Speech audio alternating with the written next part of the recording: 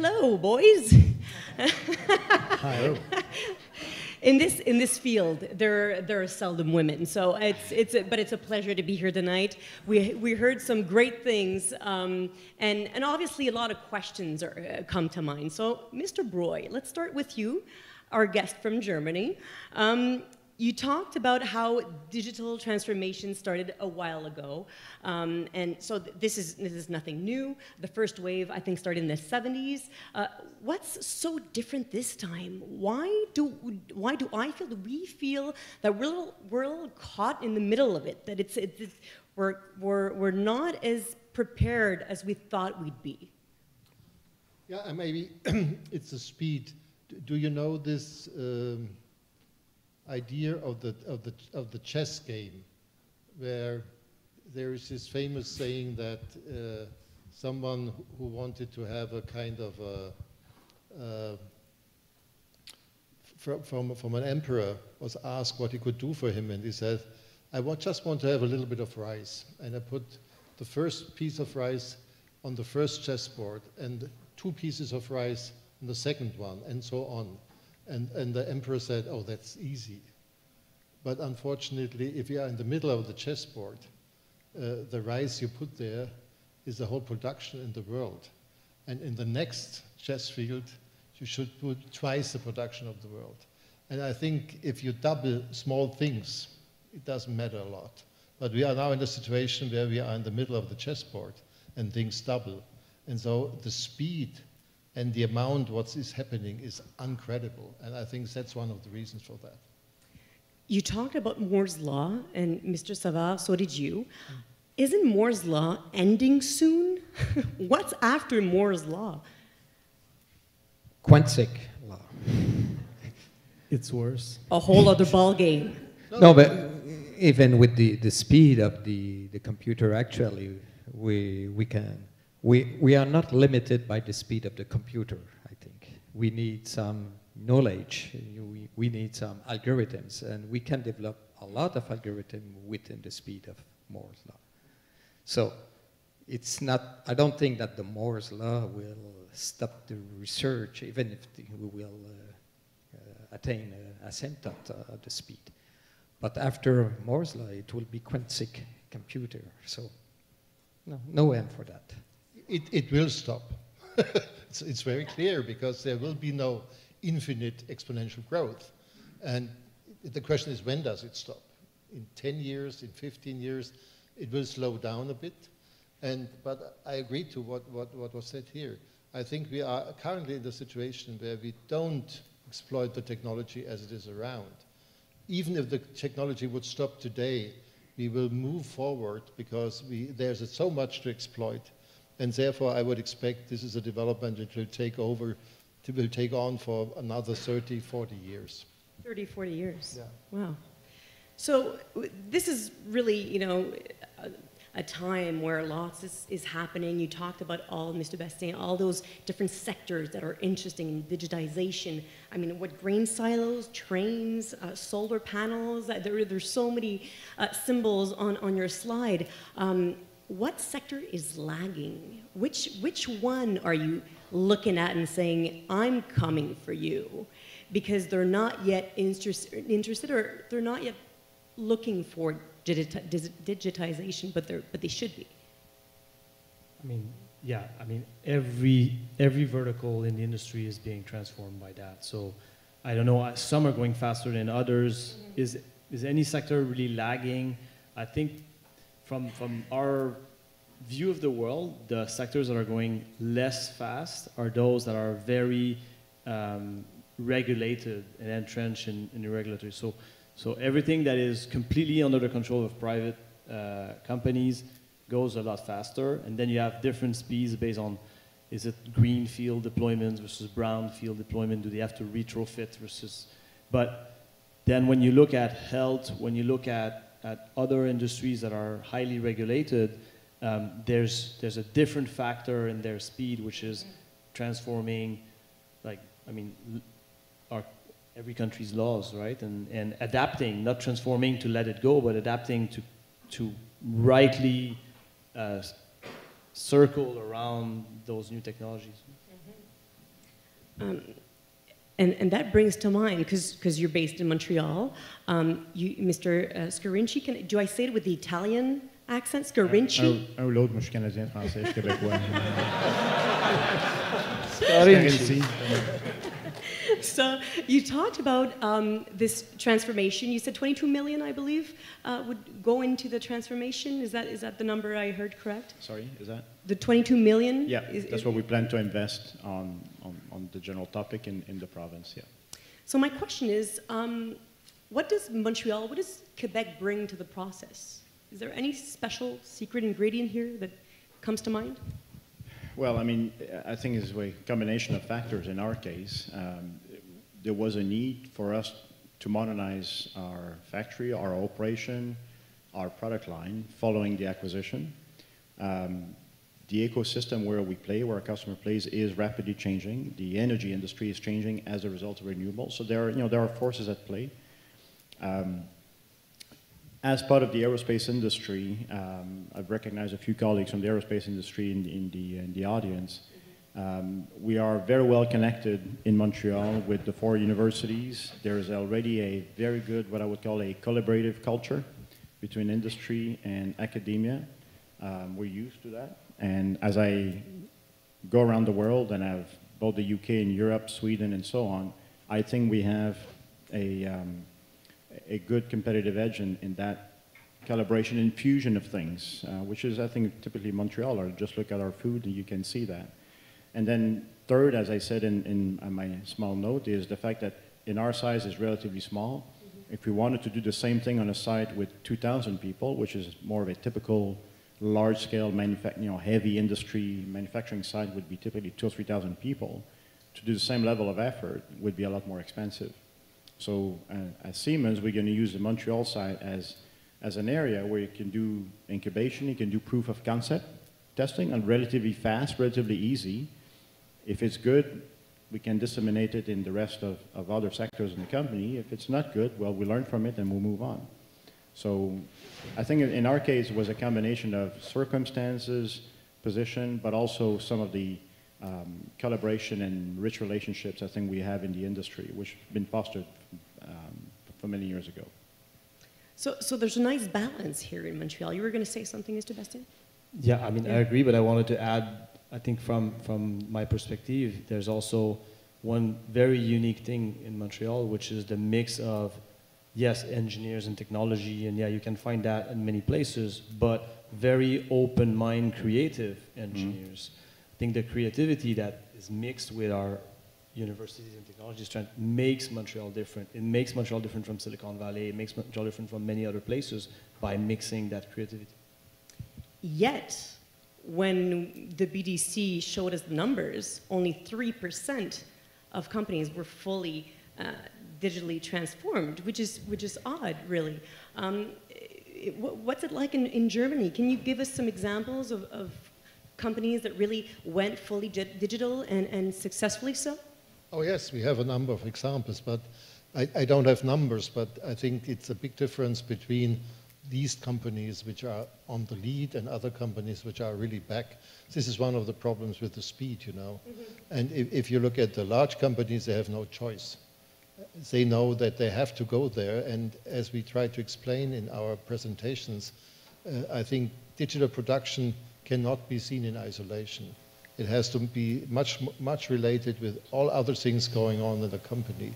So you have to digitize the whole company to be able to be prepared for the digital transformation. So there's a lot to do. And in Germany, we have a few companies which are really going strong. I just was at the Hanover Fair, and we looked at a number of companies, and it's really impressive where they are now. But of course, at the Hanover Fair, you see also just the companies which are leading edge. And there are a lot of others behind, and in particular, the very small companies. And Germany has a lot of medium-sized and small companies. They need a lot of help to go in that direction. And maybe what could help is what you touched on before, Mr. Currency. I love that about your presentation, the sort of startup culture, the startup mindset. Tell us more about that.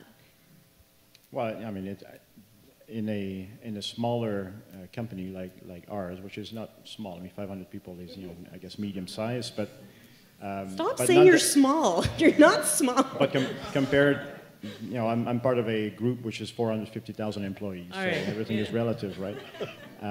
But nonetheless, at the site level, when I compare to other larger industrial companies, there's very few silos and compartments. So you can touch on everything, you can get to know everybody. I've seen it a number of times that, you know, in a smaller company, there's no can do, and you have to do things. And I think it's a lot easier to communicate the sense of urgency. If things go down, if the market is changing, everybody sees it. Nobody feels secure. So that helps sometimes. I'm sure it does. Although it must be hard to get that in a very large company. I'm sure. I mean, you know, the startup mindset kind of free flows. You do things different. I mean, I've seen it in other examples past my career. Given a technology issues, a much larger company can throw a lot of money and resources, and you get results out of that. We solved some of those issues by literally on a shoestring by being inventive, because for us there was no other option because of our size and the depth of our pockets at the time. So I always like to tell my team that, you know, small is beautiful. It gives you a level of autonomy. I'm always promoting to people not to see it as a inferiority complex, that, you know, that you need to use that to your most for flexibility, for agility, and so on, and not be complex about it. So one thing most of you touched on, and I want to get to it, is data, obviously. And on one of your slides, Mr. Savard, it went by really fast, but I caught it. It talked about the number versus the value of the data. So, you know, of course, there are huge amounts of data. We all know and understand that. But it's not all valuable. How do you know what data is valuable? How do you get the value out of it? I don't have the answer for that. We're very disappointed. No, but each industry, each firm, each enterprise should know what's the value of their data. And this is the most important. Of course, all the data is not valuable, but some of them are there. Even if it's only 3-4% of the data, you have seen the zettabyte of data. And I don't have the answer, and we work with a lot of companies to say, they come to us and they say, we have a lot of data. And we work together with the company, with the salesman, with the production man, to try to evaluate what the value can be of this data. So I fully agree that all the data are not valuable, but many are there. And the answer should come from the company. Company knows their business, they knows their customer, they knows their production costs, and then they have a feeling about the value of the data.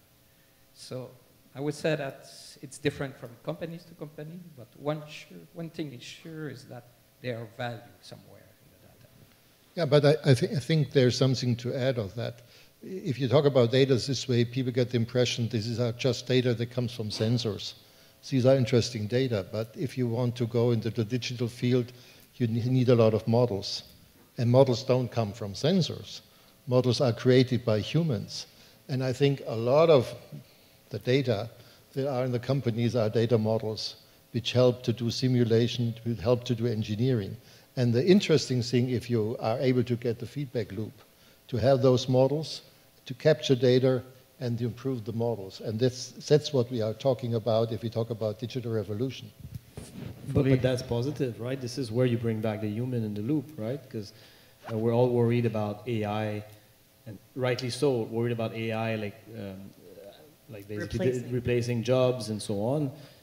But yet you have this vicious circle in AI where the more powerful the computer, the more they can understand, but the more data they need, and the more data, but at some point, this all stops because you need a human to add the concept on the data, to modelize, to label, to classify the information. And those systems will learn a lot faster if they're supervised by a human than if they're totally unsupervised. And we got to bring that back. Well, we're going to get there. In the May 6th issue of The Economist, it has an article about the value of data or the value of algorithm. Which one will be the most valuable in the future? Mm-hmm. And it was not really clear, but there was some tendency to the value of the algorithms that will bring the models that are behind this data. There's no magic recipe, is what I'm hearing. If it was, we were not here tonight. I'm just trying to get something out of you. So where does a company start? Where, there's lots and lots of information that you just brought up. Lots of data, lots of ways to begin the digitization process. Where does a company start? Well, how do we get from that 3% to over 50%? Start small. Start very, very focused and small. And not forget, it's linked with the other questions. Quebec's economy is a small, medium enterprise economy, right? We have some large enterprises, but the vast majority are small, medium companies, the manufacturers are. So they can't boil the ocean, they will get nowhere, right? So you need to start very small, identify a good return on investment and focus and have success with a low-hanging fruit somewhere, and then start to replicate that. Any other advice? Yeah? Yeah, fully. Start small, be curious, be willing to play, and understand your business model.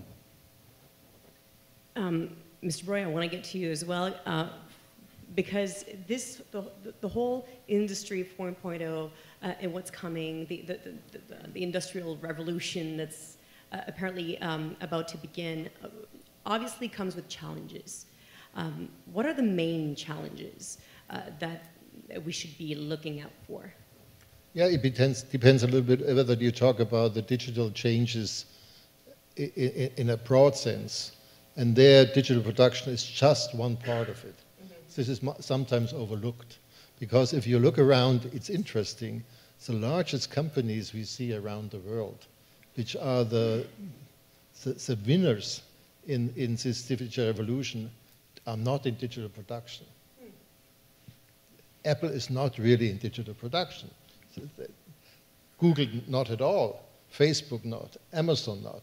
So I think we have to be aware that what is changing there is much beyond just production. And this has to be kept in mind. And then we understand much better what's going on. And then there are a lot of interesting questions that depends on questions of society. Is privacy an issue? How much are we ready to pay for the digital revolution with data? Mm-hmm. Another issue is, how does it affect democracy? Look what's going on in the United States currently. How does it affect media? How does it affect the way we inform ourselves? What are the ways to trust sources of information? Then another thing is, how does the work situation change? A big question is about jobs. Do jobs disappear? Do new jobs come? Yes, both. What is the balance? So a lot of questions like that. What is the education system? How do we change the education system? So in the end, if you look at that, it's a huge amount of questions, and it's very difficult because it's going so fast. So it's not so easy to react to that.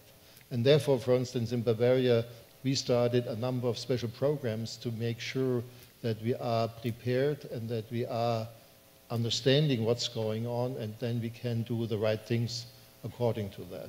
Because currently, the digitization is run by a number of large companies, actually, and they push it. Private. Yeah, and there's no way to escape.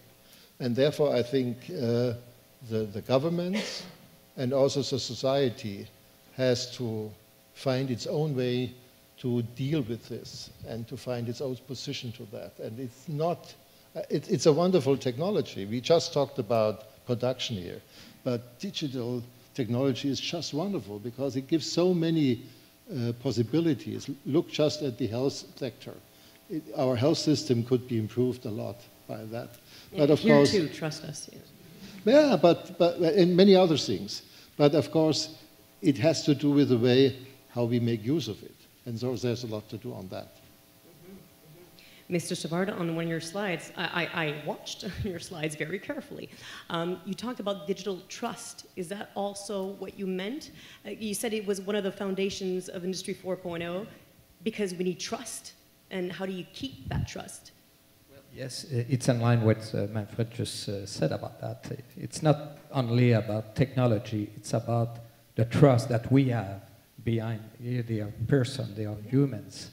And what's the trust we have in the data, in our data, and the data for Google. It's all this impact. So the digital trust is certainly in the middle term very important, and probably most important than what we have done in developing algorithm and so on.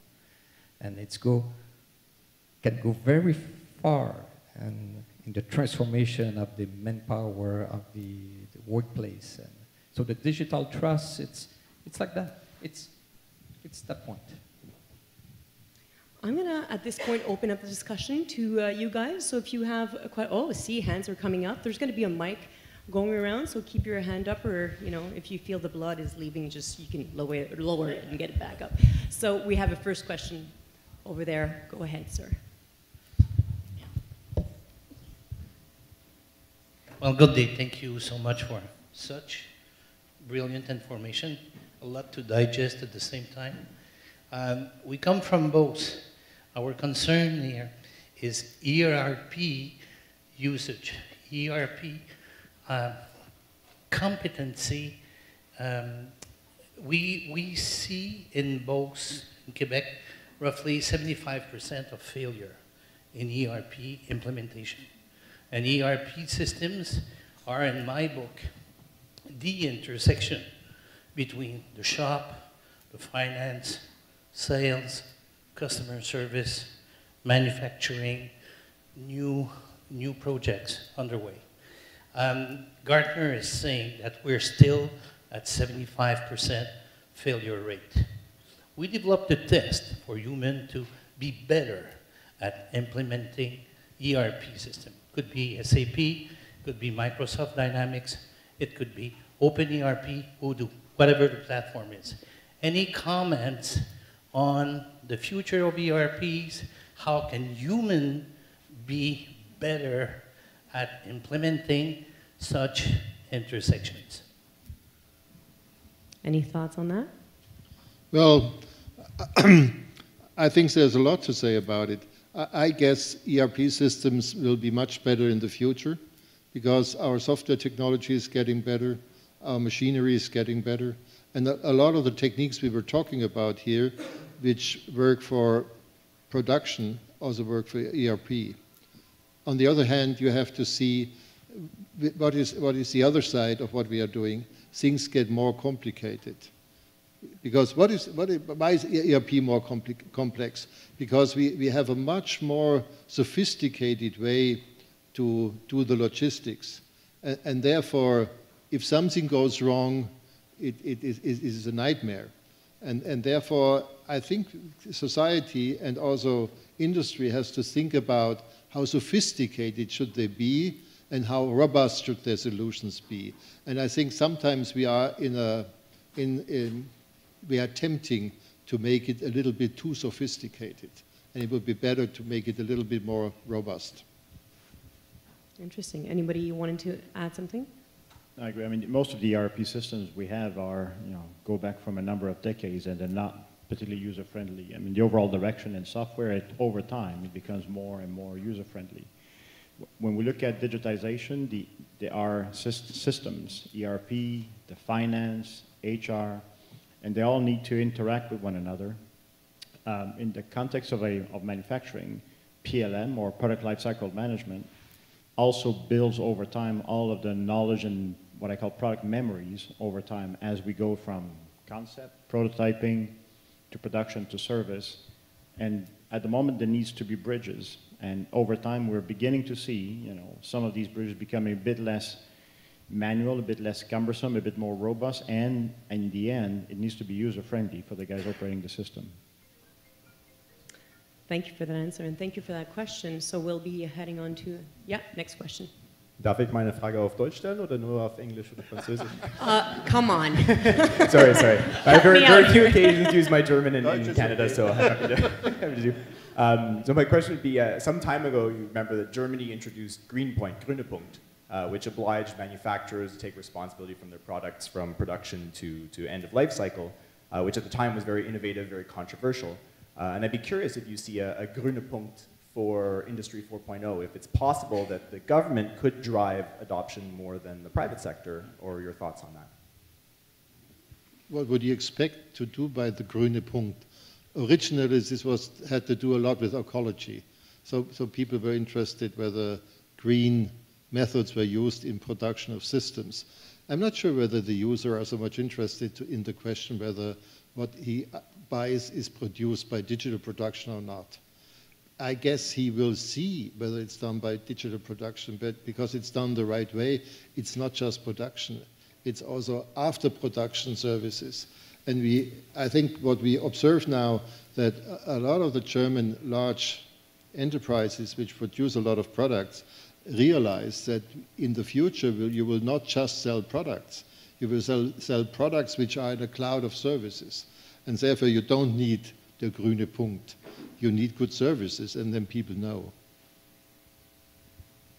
And perhaps good values. You know, people buy products, but also buy good values, values that they can abide by. Yeah, but it's very difficult, because we just did a study, and we are in a discussion with German industry about values. But values have changed a lot, and it's difficult to measure. If you measure the production value of certain things, look at Google. And what is the production value of Google? And what is the value of asking Google certain questions? So I think we have to rethink a lot of the economical system to answer that questions. And it depends a little bit how you rate values. And people start to have completely different understanding of values than a few years ago. A few years ago, a value was being owner of something which is of high value. Today, it's much more being able to use a particular service which is of high value. So things are changing. Interesting. Mr. Bessie, you wanted to? Yeah, well, maybe just to add, I think competition has a lot more impact on how fast things go and how things develop than the government.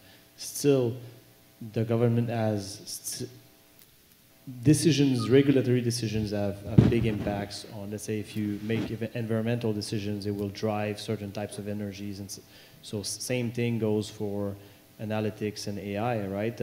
Some regulations will, as an example, in the insurance field, may dictate what algorithms can be made of or not, and that will dictate the research and the deployments in those areas. So yes, government has an impact. Are they the driving force?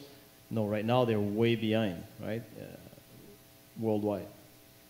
But it's interesting you should bring that up, because as you were saying before, Montreal being a hub for deep learning, if there wouldn't have been any government funding, we wouldn't be where we are at, because when everybody was leaving deep learning behind, saying that it wasn't, you know, that promising anymore, then the government still funded it, and you know, that's how we got with Yoshua Bengio's lab, for instance. So government is important in fundamental research anyhow. Everybody agrees, so it's great. All right, next question. On va essayer une question en français pour la formule d'usage. Bonsoir à tous. Très belle intervention, j'ai vraiment apprécié. Ma question portera sur la sécurité et la cybersécurité dans l'industrie 4.0. Vous avez évoqué la confiance, c'est très bien, mais la sécurité, c'est encore autre chose. Ma question est la suivante. Vous avez dit que, nous avons remarqué tous, que la principale valeur de l'industrie 4.0, c'est basé sur la data et également sur les trois autres aspects, la puissance de calcul, la vitesse de télécommunication et également quoi?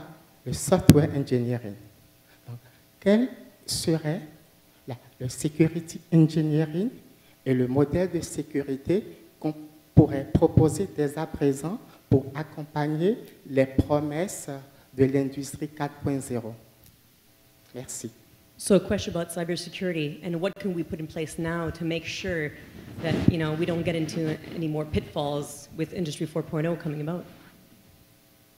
Yeah, security is cybersecurity is of course an issue, but it's not new. It has been an issue for many years. The banks, financial sector has been put in face with these securities issues.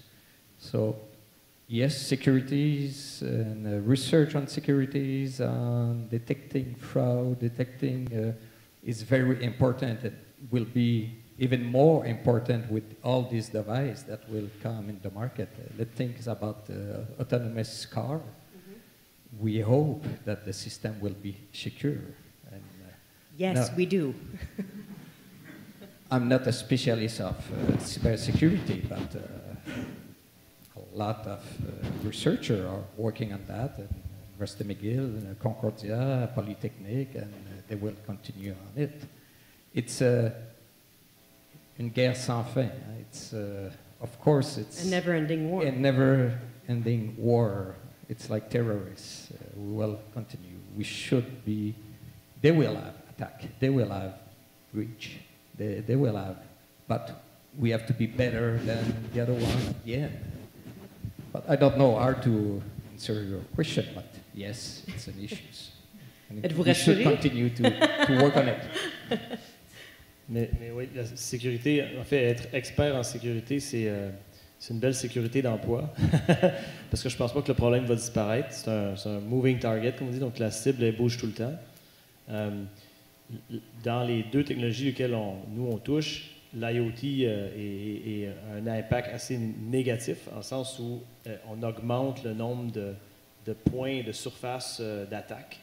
Donc c'est clair que il y a des gros enjeux sécuritaires autour de l'IoT.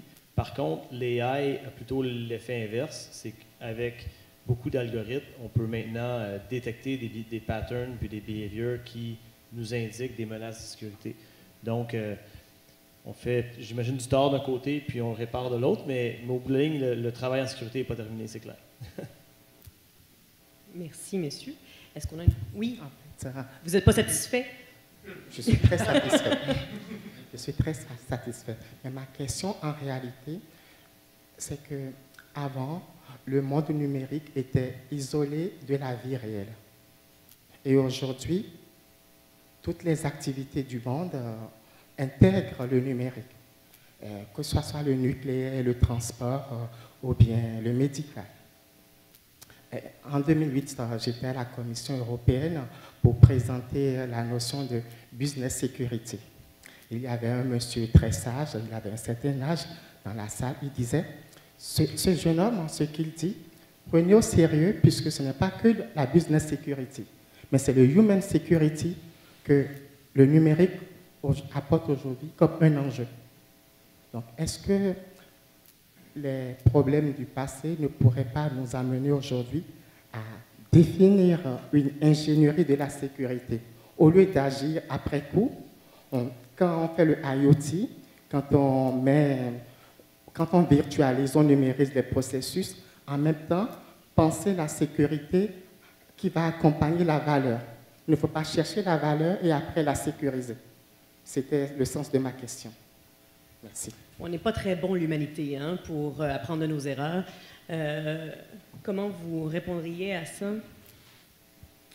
Je pense que la réponse est oui. Il faut intégrer les aspects de sécurité le plus tôt possible dans la conception des produits.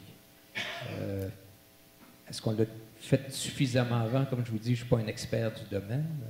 Il y a une grande conscience aujourd'hui que la cybersécurité est très importante. Est-ce qu'on peut l'intégrer à même la formation des ingénieurs? Parce que il ne faut pas se le cacher, les ingénieurs vont tous devenir des numériciens également. C'est inévitable. Alors, il faut le prendre le plus en amont possible, mais, comme le dit Frédéric, c'est une guerre sans fin, c'est sûr. Il y aura toujours 1%, un demi% de la population qui va tirer profit des failles. Il y en aura des failles. Restons forts. Oui, poursuivons. Oui, bonjour. Merci, avec technologie. Je vais faire une question très courte. Tout à l'heure, vous avez eu des termes un peu embarrassés par rapport à la dimension des données qu'il y avait, puis la capacité des traités. Et je pense que ce n'est pas un nouveau débat. Je pense que l'intelligence artificielle a commencé dans les années 70. Je travaille avec Marie Technologie, Langue Bouchard, etc. J'ai tous des grands-pères qui travaillent avec moi. Mais on a beaucoup travaillé, par contre, sur ces questions de big data, etc. Ma question vient automatiquement, parce que je ne suis pas là pour vendre ce qu'on fait ou quoi que ce soit, c'est est-ce que dans le concept de deep learning, d'optimisation, on n'a pas tendance à être trop restrictif par rapport à la dimension exacte que l'intelligence artificielle va prendre dans nos vies et le type de technologie et d'approche qui vont être nécessaires. Quand on parle d'optimisation d'entreprises, oui, le deep learning peut travailler là-dedans, mais il y a d'autres approches au niveau de l'intelligence artificielle qui peuvent intervenir à ce niveau-là. Donc c'est une perspective que j'aimerais avoir large, pas par rapport à ce que vous faites, mais les autres domaines que vous voyez par rapport à ça. Oui, non, mais... Je ne peux qu'être 100% d'accord avec vous. Actuellement, il y a un big buzz sur l'intelligence artificielle, principalement dû à l'avènement du deep learning, qui sont des réseaux de neurones à couche profonde. Et il faut se rappeler que ça demeure une technologie. Pourquoi on parle énormément du deep learning actuellement? Ça a été ce que le deep learning a permis sur la visualisation, l'imagerie, la détection du langage, la translation. On était, vous savez, les réseaux de neurones sont arrivés en 1942. C'est là qu'on a commencé à faire de l'intelligence artificielle, donc il y a très, très, très longtemps. Et depuis une quinzaine d'années, pour ce qui est très visuel et ce qu'on peut comprendre très bien, détecter que c'est un chat sur une image plutôt qu'un cheval, ça, on est capable de comprendre ça. Et on était limité à peut-être 60-65% d'exactitude avec les meilleurs outils d'intelligence artificielle au sens large. Le deep learning a permis d'arriver à des précisions de 90, 92, 93%. Donc, ça se voit dans certains cas bien précis. Même chose sur la traduction. Alors, actuellement, il y a peut-être, on est sur le hype. On est au sommet du hype, de l'expectation du deep learning. Et je suis tout à fait d'accord avec vous que c'est sur le data analytics. Lorsqu'une compagnie vient nous voir, ils n'ont pas un problème de deep learning. Il y a un problème de valorisation des données. Et le deep learning est une approche parmi tant d'autres. Les time series, les modèles de régression qui ont été développés depuis de nombreuses années sont encore valides. Et bien souvent, c'est encore la solution. Alors, ça se rajoute. Il y a un buzz autour du deep learning, l'intelligence artificielle. Le monde est sur ce buzz-là. Mais ce n'est pas la réponse à tout, loin de là. Je sens que vous voulez réagir. En Internet des objets, on n'utilise pas de deep learning. C'est des time series, c'est des données structurées. Les autres algorithmes fonctionnent beaucoup mieux, beaucoup plus rapidement. Mais un jour, on arrivera à du deep learning aussi. Merci pour la question. Je sens que le micro est rendu là. Oui, allez-y. Bonjour. So I'm going to speak in English. Monsieur Savard, on était prof. Vous avez été mon prof il y a 20 ans. C'était une drôle de coïncidence. Next question in English. Ça, c'est dangereux, ça. En analyse numérique, technique. You're talking, Mr. Savard, you were talking earlier about the digital maturity of a company from we're doing things a certain way, and we've always done that in a certain way with paper and Excel and all these things, to we hire an IT guy, usually in the operations department. He starts implementing ERPs, and then the marketing starts a transactional website. And you have all this data now that is generated across the company. And now comes another stage in the digital maturity of the company where all this data needs to converge and then give rise to intelligence and aid in decision making. At what point do you think, this is an organizational development question, do you think creating an IT department with an actual CIO is required? At what point in the company is that required? And can that department live under an operational department of a company, or it needs to be a separate entity that is at the same level as all the other C-level people in the management? I think there's a very clear answer to that question. If you look at the history of our field, the CIO were invented that the top management did not have to worry about digital questions. And that worked very well for 25 years. It does not work very well today. Today, if you look at the digital questions, it's a question of strategic planning, of strategic decisions. So you have to have people in the top management which understand the technology and do the decisions. And traditionally, the CIO was invented to keep people in top technology, in top management away from these technical questions. And therefore, we need a complete shift. And it's also not so clear whether it is possible now to change the CIO organization in that direction. I think we need an organization in an enterprise which looks at the IT structure from a structural point of view to keep it cheap and reliable. But if you look at strategic questions, Industry 4.0 is one, but there are many more. Then people have to really understand the technology and they have to find a strategy. And if you look at the most successful companies of today, they are led by people which understand technology and business at the same time. And if you think you can delegate that to a CIO, then you will disappear soon. I hope that's clear. So I completely agree with you. However, there's the IT department, let's say we call it IT department under the CIO, which takes care of the infrastructure of the systems, connects them together, making sure there's not always inefficiencies. And then they generate reports, dashboards, intelligence. That's one way. But to what extent do each of the departments need to generate their own intelligence or be consumers of the intelligence generated by a central information department? You see what I mean? I think it is a transformation of the whole company. And to organize the IT is one part of it. But it's much more important to decide about which processes have to be changed, what are the products that have to be changed, how do you address a customer. And then, of course, you have to have first-class technology to implement that. So it is coming closely together. And I think you need people at the top level who do the decisions and who really run the companies. And if you look around, and I can give you a lot of examples of that, successful companies have people that understand the technology and know how to run the company. And then all the questions you are asking, which are really important questions, have to be answered that way. And it's not easy because you always have this kind of a integration question, bringing together domain know-how, process know-how, and IT know-how, and business. And that's quite a lot. And so you need people that understand that and drive that in the direction, and they have to be fast. And if you don't have those people, then the people working in the company get nervous, and everybody develops its own ideas, and that's what you can observe in companies. So it's a real question of leadership. Time is soon running out. We're going to have time for one quick last question. Yeah, go ahead. Yes, hello. I'd like to know what's being done to make the whole digital revolution more inclusive, and maybe specifically, what are you doing in your organizations to bring in more women? Aha, thank you for that question.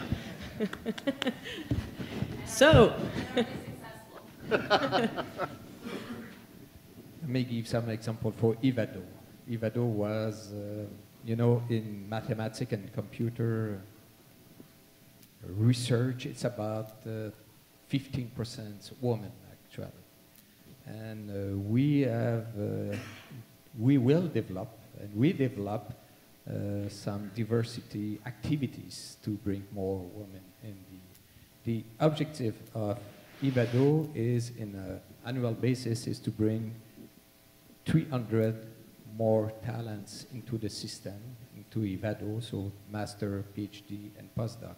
And 30% of these new students should be a woman. So the objective is to go to 30%. It's not enough, but from 15 to 30.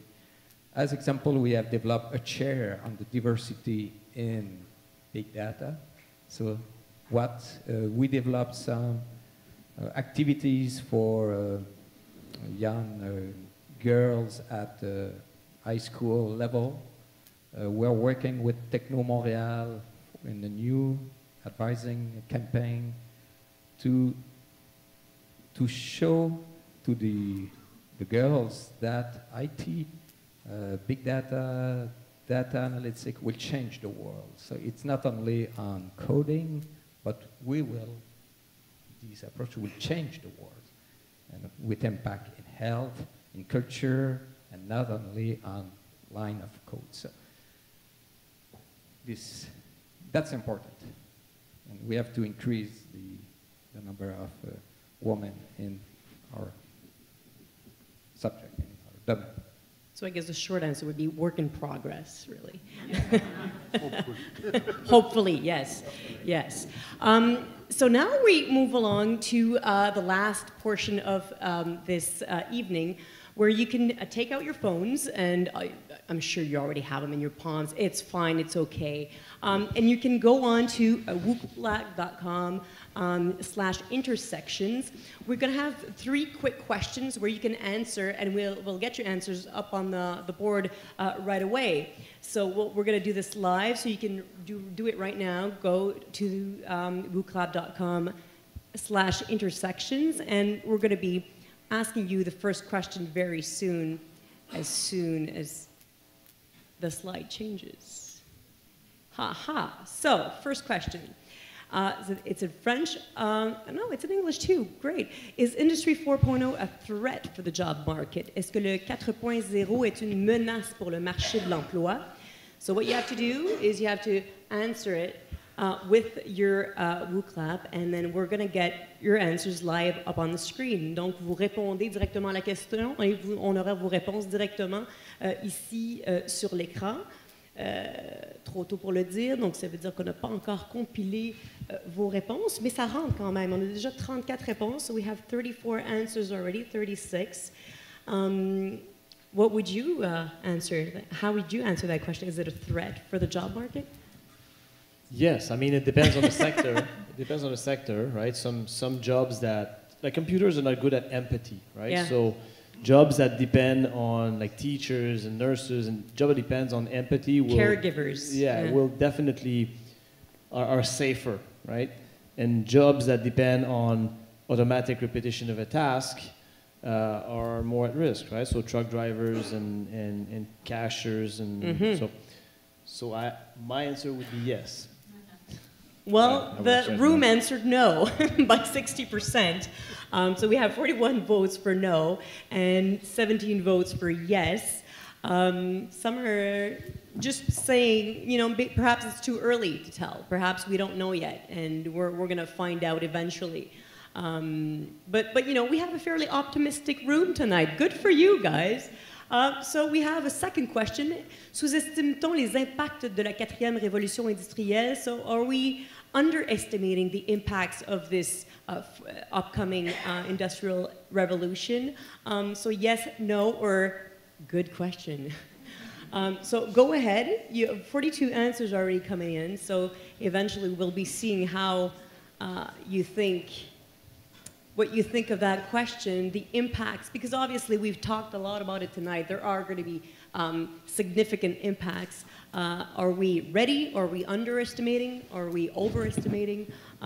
What would you, how would you feel about that? 70 answers, and 68% think that yes, we are underestimating the impacts. So we're not ready.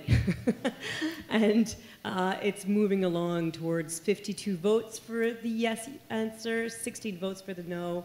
And thank you for saying it's a good question for those of you who answered that. And last question, les entreprises canadiennes sont-elles prêtes pour la numérisation? So back to Canada, are Canadian enterprises ready for this digital transformation? As we saw with the BDC earlier on, perhaps not.